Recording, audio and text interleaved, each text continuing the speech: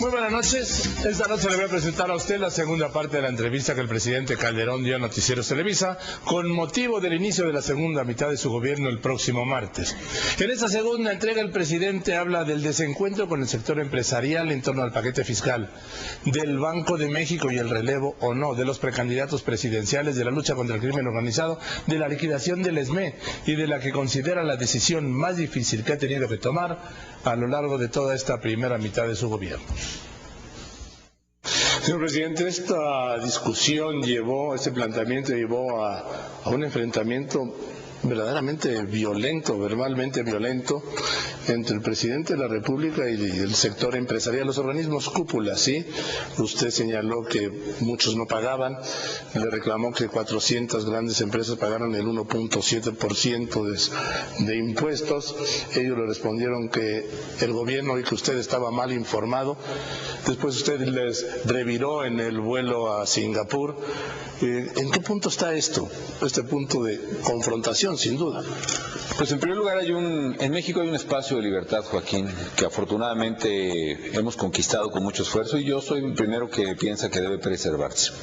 Los empresarios, en defensa desde luego de sus preocupaciones, de sus legítimos intereses, hicieron puntos de vista muy críticos respecto del paquete, tuvieron toda la libertad y la ejercieron a plenitud y criticaron de manera muy firme las propuestas del gobierno en el ejercicio de su derecho, y el gobierno federal también puntualizó su opinión y sus puntos de vista. ¿En qué punto está? En un punto en el que pienso que una vez pasado este muy complejo debate, muy incómodo también, no sé qué tan productivo, pero al final de cuentas la libertad siempre permite expresar diferentes puntos de vista. Yo he planteado a los empresarios del sector productivo nacional la necesidad de hacer una reforma a fondo. Hagámosla en serio de manera tal que a la vez que estemos cuidando un aspecto que tú mencionabas, el de la competitividad, y que les preocupa tanto a ellos como a mí, podamos hacer que el Estado mexicano pueda hacer frente a sus responsabilidades. Una cosa es cierta, Joaquín, con la baja en la recaudación que tuvimos este año, el gobierno mexicano, el Estado mexicano, recaudaba fuera de lo del petróleo que se nos está acabando, insisto, menos del 10% del Producto Interno Bruto. Es decir, una de las tasas de recaudación más bajas del mundo. En América Latina tan solo, y mira que el resto de los países de América Latina, casi todos, son más pobres que México. La recaudación fiscal fuera del petróleo es 17% del Producto Interno Bruto. ¿Qué está pasando? Que en México no se genera una fuerza de recaudación suficiente para enfrentar educación, salud, policía, seguridad, carreteras. Hace falta verdaderamente instrumentos que permitan una recaudación. Y mi único llamado fue ese, y lo reitero. Creo que en una situación tan grave como la que pasa México, y afortunadamente le estamos dejando atrás con mucho sacrificio de todos, lo reconozco, en esa circunstancia todos tenemos que aportar. Y sobre todo aportar más quienes más hemos recibido de este país por una u otra razón. ¿Registra usted desde Los Pinos, señor presidente, que este tema de los impuestos y todo esto y la crisis ha provocado o incluso ahondado un desánimo desde luego de los mexicanos? Por supuesto, Joaquín, lo reconozco y lo lamento. ¿E incluso hasta un enojo? La verdad es que a nadie, Joaquín, insisto, a nadie en la historia de la humanidad, a ningún gobernante y menos a ningún contribuyente le gusta el tema de los impuestos. Créemelo, Joaquín, que si no hubiera tenido la necesidad de aumentar la recaudación tributaria, no lo hubiera hecho. ¿Por qué razón el gobierno y el Congreso tomamos estas decisiones? Porque sabemos que si no aumentamos la recaudación, dado que se nos está acabando el petróleo, el país entraría en un círculo de inestabilidad y de ruptura económica. Esto que hacen las calificadoras de bajarnos un punto, digamos, en la opinión que tienen de la salud financiera de México, eso lo hacen a pesar del esfuerzo que estamos haciendo. ¿Qué tal si no lo hubiéramos hecho? Hubieran dicho algo que se veía, que México no tendría capacidad de pagar sus compromisos ni de financiar su desarrollo, porque el cuerno de la abundancia, que era el petróleo y que se sacaba con mucha facilidad, se está acabando. Eso lo saben ellos, eso lo sé yo, eso se lo digo con toda honestidad a los mexicanos. Es hora de hacer lo que debimos hacer hace mucho, mucho tiempo, que es no depender casi totalmente del ingreso del petróleo. Por supuesto, también me comprometo a seguir explorando y produciendo petróleo. Por eso propuse al Congreso una reforma, que si hubiera llegado antes, ya hubiéramos resuelto este tema ahora. Y por esa razón también estamos trabajando fuertemente para fortalecer a las empresas públicas. Pero hace falta hacer una reforma en el sentido que la estamos proponiendo, es decir, una reforma que evite que México dependa de un recurso que se va a acabar, como es el petróleo. Es decir, necesitamos ingresos fiscales que no vengan de recursos petroleros. Usted tiene claro que esto tiene un costo político, porque yo he escuchado a los presidentes, no solo en México, sino en el mundo, hablar de el capital político, y parece que es algo que luego se quieren llevar a su casa. No sé para qué. Hay que usar, definitivamente. ¿Usted lo está usando? Lo usé y por supuesto que eso implica costos políticos importantes que sé que tengo que pagar. Que los podría evitar, Joaquín, pero eso hubiera llevado al país al caos. Y sé que de ahora en adelante mi deber es, a través de acciones, a través de un gobierno honesto, a través del combate al crimen, a la corrupción, a través del combate a la pobreza, a través de darle mayores servicios de salud a la gente, a través de más seguridad, a través de más empleos, yo tengo que recuperar eso que atinadamente llamas capital político, o que se llama capital político, que es credibilidad, confianza y respaldo de la gente. El respaldo que he tenido de los mexicanos y que agradezco permitió que enfrentáramos la peor crisis económica que hemos tenido en nuestras vidas, como bien señalas, la crisis de la influencia, el embate del crimen organizado, hasta la sequía y ahora incluso la propia reforma en materia de presupuesto de 2010, sin que se generara, como muchos auguraban, una turbulencia social o pues otros escenarios apocalípticos que no vale la pena mencionar. Dentro de todo esto se menciona, usted tiene que tomar una decisión estos días, que es el relevo o no de la cabeza del Banco de México. Incluso se menciona, hay quienes dan por segura su salida, otros dicen que no, e incluso hablan de que el relevo en el Banco de México sería el secretario de Hacienda. ¿No serían muchos cambios? Se lo pregunto entre usted y yo, ¿no serían muchos cambios? Entre usted y yo, y todo el auditorio, muy bien, sí. En plena crisis. Mira, Joaquín, primero, como todas las decisiones que he tomado respecto de responsables de tareas públicas, estoy ponderando con toda serenidad y detenimiento lo que sea mejor para México en el caso del Banco de México, independientemente de la atinada gestión del doctor Guillermo Ortiz, de la Junta de Gobierno. También me parece que es muy importante precisamente que un presidente de la República reflexione todos los pros y contras de una decisión tan importante. Y también porque el Senado de la República, que es el responsable de tomar estas decisiones a final de cuentas, a propuesta mía, está procesando diversas decisiones también importantes. Acaba de escoger, por ejemplo, al Comisionado Nacional de Derechos Humanos. Está analizando ahora dos decisiones muy importantes, como es dos nuevos ministros para la Suprema Corte de Justicia. He enviado al Senado ya dos ternas para escoger a dos de ellos y presentaré una propuesta para dirigir el Banco de México y tengo el plazo legal hasta el mes de diciembre. Entonces estamos en ese proceso. Señor presidente, empieza el cuarto año y con el cuarto año pues empiezan muchas cosas, entre ellos la carrera por, así se lo digo claro, por ver quién lo va a suceder a usted y en otros partidos ha empezado desde mucho antes, pero en el PAN los veo sin movimientos. ¿Usted está de acuerdo con eso? Pues efectivamente hay mucha intensidad, digamos, en los liderazgos de otros partidos políticos.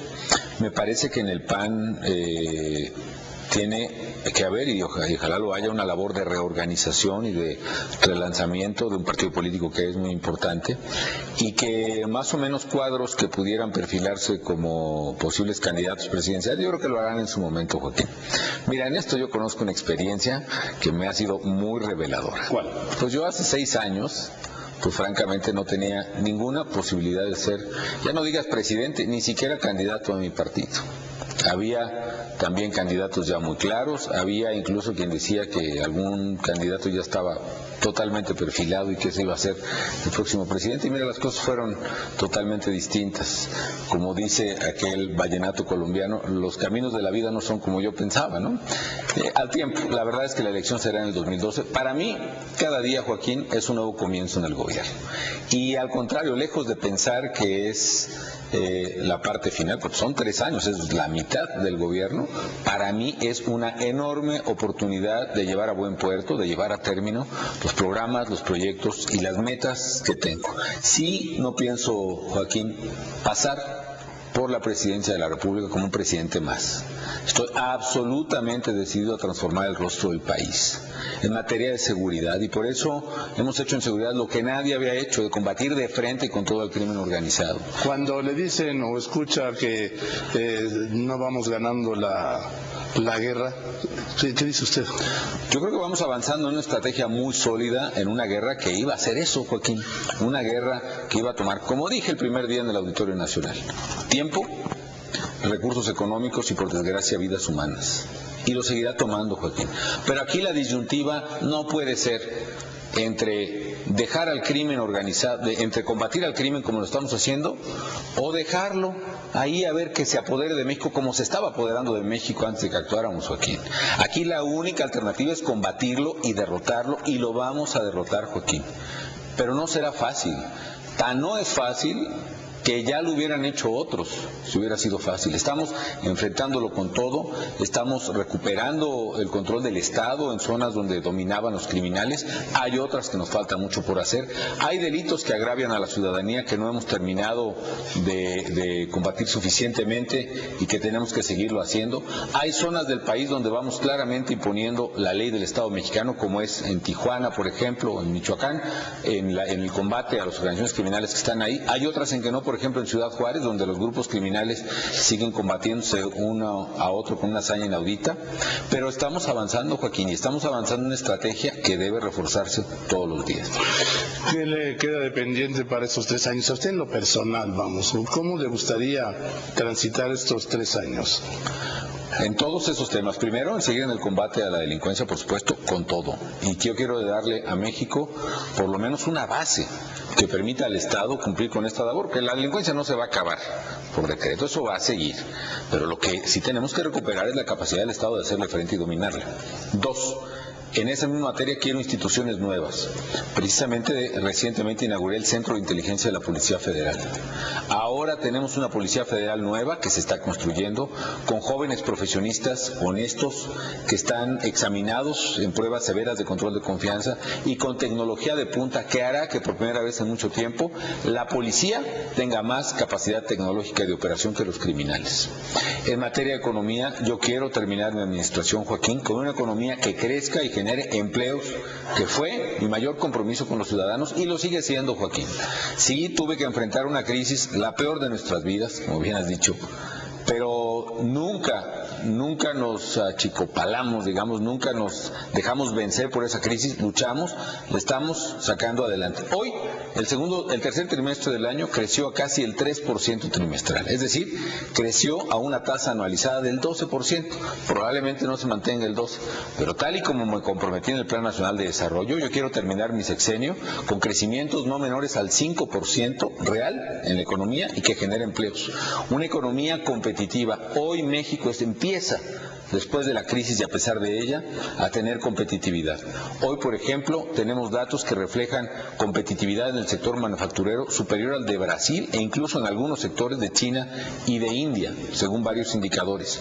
México en estos 6 meses creció su proporción de participación en el mercado americano en un 1%. 10% respecto de lo que teníamos antes. Estamos empeñados en eso. Y en materia social, mi objetivo es, de ahora en adelante, es bajar duro la pobreza. Bajarla, y tenemos con qué hacerlo. Lo que ha aprobado el Congreso, sin ser lo que habíamos planteado inicialmente, sí nos permitirá actuar y llevar el programa de oportunidades a zonas donde no estaba. Por ejemplo, estaba más en el campo, pero yo lo quiero llevar a zonas de la periferia pobre de la Ciudad de México o de muchas zonas metropolitanas del país. Terminar con cobertura universal de salud, que no haya un solo mexicano sin médico, sin medicina, medicinas y sin tratamiento. En fin, dejar un país más limpio en el medio ambiente, algo que a mí me compromete mucho, y un México mucho más respetado en el ámbito internacional. Señor presidente, la decisión del ESMAD quizá es la más difícil. ¿Se midieron o se calcularon todos los riesgos? Se midieron y se calcularon todos los riesgos, Joaquín, no se materializaron todos los riesgos que habíamos pensado. Mira, es una decisión muy difícil, te diré que no ha sido la más difícil de mi gobierno, pero ha sido una decisión muy difícil. Y desde luego que yo sí quiero explicar al auditorio que ya era insostenible la empresa, no solo por lo que nos costaba, te digo que le estábamos dedicando más a subsidiar al Luz y Fuerza, arriba de lo que la gente pagaba de electricidad, o sea, lo que tú pagas de electricidad, lo que cualquier empresa o súper en el Valle de México pagaba de electricidad, arriba de eso le teníamos que dar subsidios a Luz y Fuerza, más de todo lo que damos a combatir la pobreza. Pero no solo eso, muchas empresas en México, en esta zona, no se pudieron establecer, supermercados que no se podían abrir, conjuntos habitacionales que no se pudieron vender por falta de luz, en fin, demandas de electricidad insatisfecha que nos hubiera permitido generar más de 100,000 empleos en esta zona, Joaquín. Entonces, había una afectación grave a la competitividad del país y finalmente no había otra alternativa. Entonces fue muy difícil hacerlo, muy difícil por los trabajadores. Yo sí quiero asegurarles que desde que se negoció el contrato colectivo en marzo de 2008, había dicho personalmente en mi oficina al dirigente Martín Esparza que o arreglábamos de fondo Luz y Fuerza para quitarle sus ineficiencias o no habría otra alternativa más que hacer vigente lo que la ley del servicio eléctrico preveía de los 60s, que se liquidara y que solo operara la Comisión Federal de Electricidad. Desgraciadamente no fue posible avanzar por ese camino. Ahora lo que hemos concentrado es el esfuerzo en mantener el servicio y se ha mantenido de manera muy eficiente por CFE, cada día mejor, a pesar de que hubo intentos de sabotaje que fueron claramente controlados y dominados por los técnicos de CFE. Y segundo, mejorar la calidad del servicio, que todavía tiene muchas deficiencias. Usted me puso la última pregunta, señor presidente. No fue la decisión más difícil de su gobierno. Dígame cuál ha sido. Pues hay varias, ¿no? Una es, por ejemplo, la extradición de los mayores criminales probablemente que ha tenido el país hacia los Estados Unidos. Eso fue una, en enero de 2007 entrando. Pero la otra, la más difícil sin duda alguna, ha sido el paquete fiscal para el año 2010. ¿Por qué razón? Porque sí implica un esfuerzo y un sacrificio para todos, para empresas, sí, pero también para contribuyentes. Y fue una decisión muy difícil porque no había otra alternativa, Joaquín. La alternativa era dejar que el país simple y sencillamente se fuera de las manos en términos económicos, y eso no lo vamos a permitir. Pero hoy a la vez le digo a la gente que vamos a trabajar, que ya estamos trabajando por recuperar la economía y que vamos adelante, y que estamos saliendo adelante. Gracias, señor presidente. Al contrario, Joaquín. El martes el presidente empieza la segunda mitad de su gobierno. Hace unas semanas se inauguró. Esta noche es la primera parte de esta entrevista con el presidente Felipe Calderón a Noticieros Televisa. Señor presidente, cruza lo que dicen algunos el Ecuador de su gobierno, o sea, termina la primera mitad, arranca la segunda, que yo creo que siempre es más corta la segunda mitad que la primera, no sé por qué, pero vamos, ¿usted pensó en algún momento, quizá en el primer año de gobierno, incluso quizá en el segundo, cruzar esta mitad cuando enfrenta problemas económicos, políticos, de violencia, sanitarios? Definitivamente no. Nos tocó vivir, Joaquín, un escenario verdaderamente inédito por una parte y realmente no previsto, y no previsto por nadie, no previsto no solo por el gobierno, sino que no previsto por muchos especialistas. Yo te puedo decir que todavía a mediados del 2008 Nadie sabía en el mundo, quizá algunos pocos, la magnitud de la crisis económica que íbamos a enfrentar. ¿Y qué decir del tema de la influenza? El hecho que ocurra o aparezca un nuevo virus que la Organización Mundial de la Salud la ha calificado como pandemia, la que ha obtenido la peor calificación en la historia de la Organización Mundial de la Salud, y que tuviera su mayor impacto en México, pues era algo totalmente impredecible, como también eran impredecibles en ese momento los efectos de enfermedad y muerte que pudo haber causado el virus, o pero el grado de violencia en que la lucha entre los grupos del crimen organizado generó, sobre todo en la primera parte de este año, en fin, son eventos que no solo eran difíciles de prever, simplemente no habían sido previstos, por lo menos en la magnitud en que se presentaron, por nadie. Bien, vamos por partes, si le parece. Vamos a lo económico. En lo económico, la peor crisis de nuestras vidas, para decirlo, resumirlo claramente, no quiero irme al 29, que si la depresión no, es la peor crisis que ha tenido el país en su vida y en mi vida. Efectivamente. Probablemente se hayan sentido más y hayan sido más devastadoras en México otras crisis, ¿no? Que no recuerda la crisis del 82, por ejemplo, que posteriormente se expropió la banca, la crisis misma del 94-95, llámese error de diciembre, o llámese error del 94, o llámese efecto tequila, como le quieran llamar. Yo recuerdo, Joaquín, que muchas familias se quedaron, pues nos quedamos sin posibilidad de pagar nuestros créditos hipotecarios, miles de empresas quebraron por sus deudas en dólares, en fin, fue una crisis que afectó severamente, pero ninguna ha sido tan grave como esta, paradójicamente.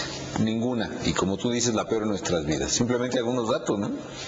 En el 95 la economía cayó un poco más de 6% al año. Aquí en el segundo trimestre del año llegó a caer 10%.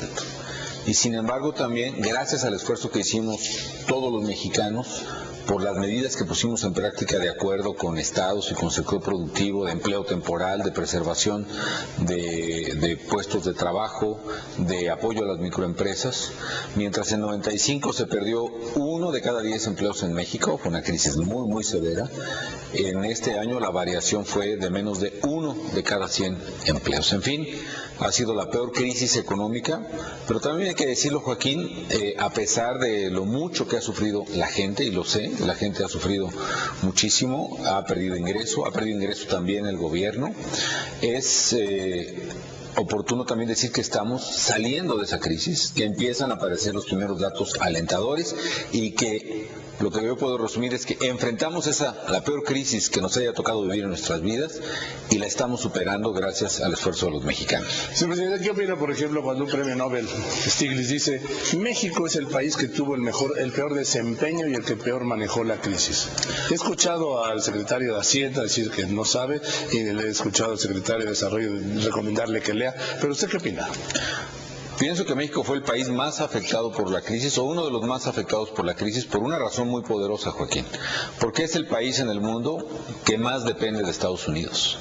Somos el único país que exportamos el 80% de nuestros productos o más a Estados Unidos, que compramos también el 80% de nuestros productos a ese país, y si la crisis estalla en Estados Unidos y eso tiene un efecto tan fuerte que colapsa todo el mundo, evidentemente que la primera economía que tocó, como si fuera un temblor, el que está más cerca del epicentro somos nosotros, o si fuera un huracán, el que está más cerca del ojo del huracán fue México, y por eso nos impactó seriamente. Ahora, respeto al señor Stiglitz, pero lo que sí es cierto es que las medidas que pusimos en práctica, Joaquín, evitaron lo que sí podíamos evitar, que era un efecto masivo en el empleo, devastador para México.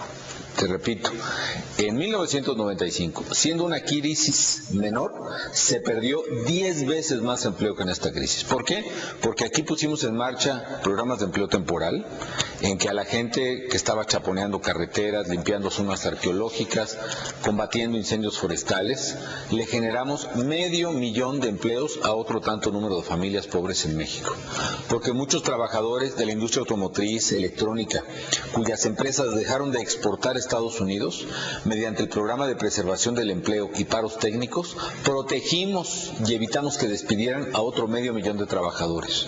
Y porque entre septiembre de 2008 y octubre de 2009 dimos, con el apoyo de la Banca de Desarrollo, fundamentalmente de Nacional Financiera, casi 100,000 créditos, algo nunca visto en México, 100,000 créditos a pequeñas y medianas empresas que evitaron que otro 1,5 millones de familias perdiera su fuente de ingreso. Es decir, la crisis fue muy fuerte, sí, la más dura. México fue de los países que más la sufrieron porque estamos muy cerca de Estados Unidos, pero también tomamos medidas que evitaron que el daño fuera aún mayor en la sociedad mexicana. Señor presidente, cuando ve usted las cifras del INEGI que habla del alto índice de desempleo, ¿cómo lo maneja en relación a esto que me está diciendo?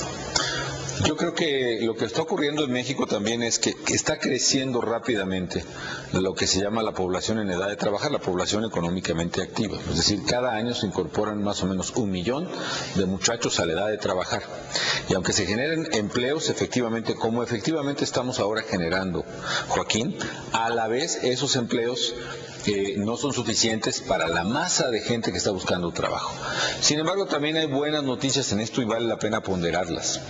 Desde el mes de junio llevamos casi 5 meses, en que primero poquito a poquito, pero después ya más fuerte, se están generando empleos netos en México. Y se prueba con los datos del Seguro Social. Es decir, en el Seguro Social, la gente que se registra en el Seguro Social, nuevos empleos generados, menos los que se dan de baja en el Seguro Social, hemos generado en México 250,000 empleos en los últimos 4 meses. Todavía el mes de octubre, incluso descontando las bajas causadas por la liquidación de Luz y Fuerza del Centro, se generaron 80,000 nuevos empleos netos en el país, y en el mes de noviembre, en la primera quincena, se generaron 45,000 nuevos empleos. Incluso la cifra del INEGI, que debe estar por liberarse en estos días, va a registrar una baja, incluso pequeña, pero baja al fin respecto del mes anterior. Es decir, octubre tendrá menos desempleo que septiembre, aunque como hay más gente, porque entran más muchachos a buscar trabajo, eso puede reflejar que siga habiendo pues una gran necesidad de ocupación laboral. El número de pobres, y usted citó el dato, 6 millones más de pobres, eso es devastador. Es devastador, y creo que es lo que más me preocupa y lo que más me duele, Joaquín. Y me duele porque básicamente en el mundo se está registrando este aumento de pobreza. ¿Por qué razón? Por 2 crisis gemelas, si me permites llamarles, que se presentaron casi en el mismo año. Por un lado, una crisis mundial de alimentos que elevó el precio de lo más indispensable para la gente. En nuestro caso, el precio del maíz, pero en el mundo también el precio del trigo, el precio del arroz, el precio del azúcar. Y esa burbuja de precios, llegando incluso a duplicar o a triplicar el precio de los comestibles en el mundo, eso hace que la gente que no tiene para comer, la gente que vive en pobreza extrema, como se llama, crezca. En México ese aumento de pobres pudo haber sido mayor si no hubiésemos tenido los programas que efectivamente permitieron antes de la crisis alimentaria reducir la pobreza. Y luego vino el colapso de la economía mundial, que fue un segundo golpe brutal contra la gente más pobre. Me duele el tema, yo mismo lo he enfatizado, porque quiero llamar la atención de todos, Joaquín, que o nos concentramos los mexicanos en esta que fue la primera de mis prioridades en el decálogo que propuse el 2 de septiembre, o México será un país con mayor desigualdad. ¿Qué estamos haciendo? Propuse al Congreso de la Unión, y aunque no se haya aceptado del todo, desafortunadamente se aceptó una buena parte, que no solo no detengamos, que ampliemos los programas de combate a la pobreza, como el programa Oportunidades y el apoyo alimentario para la gente más pobre. Y vamos a pasar de 5 millones de mexicanos que reciben, de familias, perdón, si lo multiplicas por 4 estamos hablando de más de 20 millones de mexicanos. Vamos a pasar de 5 millones de familias a 6,5 millones de familias que viven en pobreza extrema, que van a recibir un apoyo que en promedio, en el caso de Oportunidades, es de 900 pesos al mes, con tal de que lleven a sus hijos a la escuela y al doctor y puedan así empezar a superar su condición de pobreza. Bien, habla usted del presupuesto. No voló su propuesta del 2% al consumo generalizado etiquetado a la pobreza. ¿Por qué no voló? ¿Qué faltó? Mira, es una condición que se desprende de la realidad política del país, Joaquín. El partido al que pertenezco, el Partido Acción Nacional, no tuvo mayoría en la Cámara de Diputados. Otras fuerzas políticas, concretamente el PRI, tienen mayoría en el Congreso, y evidentemente la capacidad del presidente y del gobierno, del Poder Ejecutivo, de poder sacar adelante una agenda o una propuesta, se ve limitada por esa realidad política. No tengo en este caso la posibilidad de contar con una mayoría que permita avanzar una agenda de gobierno como uno quisiera hacerlo, y lo que hay que hacer es lo que hemos estado haciendo: dialogar, negociar, buscar alternativas, buscar las mejores formas de poder enfrentar de fondo los problemas del país. Pues, señor presidente, en este paquete fiscal, en esta ley de ingresos, por lo que aprecio, lo que se buscó, de acuerdo a lo que declaró el secretario Cáceres, fue tapar el boquete fiscal, el shock, le llamó, financiero, de los 300,000 millones de pesos, más que reposicionar al país para que cuando pase la crisis. Mira, hay un problema muy grave que tenemos, Joaquín, que yo quiero decírselos con toda franqueza a los mexicanos. Tenemos un problema muy serio en México, no solo la crisis económica que pues, lo tienen muchos países también. El problema más serio que tenemos ahora en finanzas públicas es que se nos está acabando el petróleo. Se nos está acabando el petróleo, es decir, tan solo del año pasado, 2008 a 2009, México dejó de producir 215,000 barriles de petróleo al día. ¿Esto qué quiere decir, Joaquín? Que al año perdimos como 70,000 millones de pesos de ingresos fiscales, más todo lo que perdimos en una baja de recaudación. ¿Por qué razón? Por la crisis económica. Cuando hay una crisis, las empresas no tienen utilidades y en consecuencia pues no tienen impuestos por declarar, y esta baja de ingreso fiscal fue peor que la de la crisis de 1995. Pero yo me quedo con el primer tema, Joaquín, porque quiero que los mexicanos sepan qué está pasando. Se nos está acabando el petróleo. ¿Por qué razón? Porque las decisiones que apenas tomamos el año pasado con la reforma en materia de energéticos se debieron haber tomado, no sé, hace 10, hace 20 años. Ahorita explorar un nuevo pozo petrolero y ponerlo a producir toma 3, 4, a veces hasta 5 años si se tiene éxito. Estamos tomando las medidas para corregir esa deficiencia, pero la verdad es que el petróleo se está acabando por no haber tomado las decisiones a tiempo. Lo vamos a evitar, sí. Yo estoy seguro que el año que entra vamos a poder estabilizar la plataforma de producción petrolera, pero mientras tanto es un dinero que ya no tenemos. ¿Y ya no tenemos para qué? Para hacer las universidades de cientos de miles de jóvenes que ahorita no tienen lugar en la universidad. Tenemos que hacerles un lugar. Para combatir la pobreza, porque efectivamente por la crisis alimentaria y la económica la pobreza se incrementó y tenemos que bajarla, Joaquín, a como dé lugar, porque no es justo que simplemente por evitar hacer un esfuerzo entre todos, dejemos que la gente en Chimalhuacán o en Valle de Chalco o en la Huasteca o en la zona Mije de Oaxaca, en los Altos de Chiapas, simple y sencillamente la abandonemos. Entonces, sí tengo el firme compromiso, por un lado, de seguir trabajando para combatir la pobreza, para llevar salud, para llevar educación de calidad, pero al mismo tiempo evitar que México simplemente se pierda como país viable económicamente, porque se nos acabó el petróleo y tuvimos miedo de actuar y nos quedamos con los brazos cruzados. A ver, señor presidente, en la crisis pues hay menos inversión privada, pero el gravar con impuestos no desanima, no parece que desanima la inversión y el crecimiento, porque hay una inversión que no está haciendo ni el sector privado ni el gobierno mismo. Primero hay un programa de inversión muy audaz, Joaquín. Yo sí puedo asegurarle al auditorio que este gobierno, con todo y crisis, tenemos el mayor programa de infraestructura probablemente en la historia moderna de México, o por lo menos en las últimas décadas. Simplemente, antes de que yo fuera presidente de la República, a lo más que había llegado en los gobiernos en promedio era invertir en infraestructura más o menos el 3% del Producto Interno Bruto. Ahorita, con todo y crisis, estamos invirtiendo el 5% del Producto Interno Bruto, es decir, como 580,000 millones de pesos, una cifra inédita en México, en carreteras, en puertos, en aeropuertos, y no solo es del gobierno, sino también es inversión privada, en el sector energético, en la Comisión Federal de Electricidad. De manera tal que estamos teniendo un paquete fiscal que sí promueve la inversión. Ahora, el tema que tú señalas, evidentemente a nadie le gusta, Joaquín, a mí tampoco me gusta el tema de los impuestos. Yo creo que es el tema más difícil y el tema que más se evade, por cierto. Pero el problema que tenemos es real. Se nos está acabando el petróleo, repito, y tenemos que sustituir esa pérdida neta de ingresos con un esfuerzo de recaudación. No hay otra alternativa. O bueno, hay otras que también pusimos en práctica.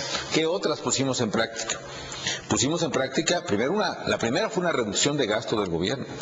Yo propuse la desaparición de 3 secretarías de Estado que no ha aceptado todavía el Congreso.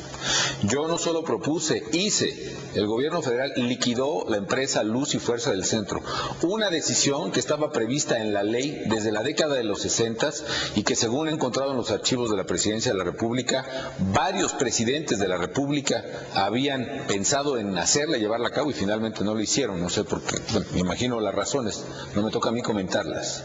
Es decir, estamos tomando decisiones para ajustar severamente el gasto del gobierno.